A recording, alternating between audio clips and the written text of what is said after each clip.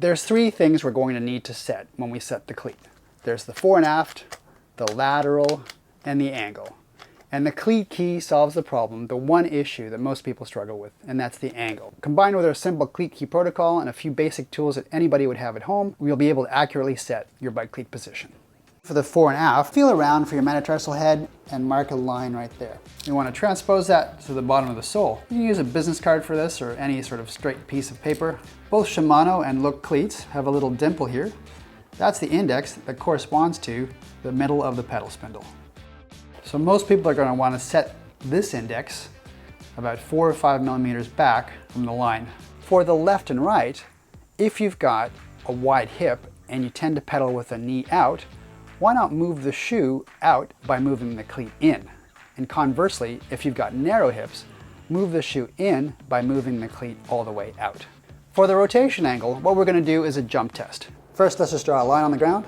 We're going to jump up and down and slowly land on our heels. We're also going to walk forwards and backwards a few times and get a feel for the natural toe out angle of our feet. And then just draw a line between your toe out and the line you drew on the floor. Then you're just going to measure that angle, and that angle is 12 degrees. So we're going to mark the middle of the cleat right at the back and the middle of the back of the shoe.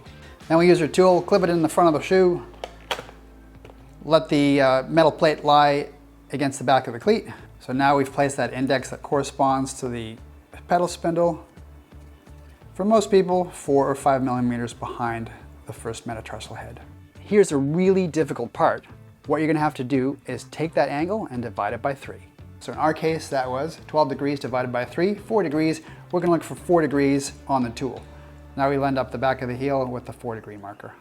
Now that I've got my 4 degrees all lined up, I'm just going to make sure that that index on the tool lines up with the index on the middle of the back of the cleat. There's our 4 degrees.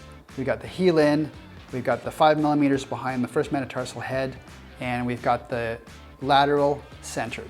And all I need to do now is tighten the cleat. And now you're all set.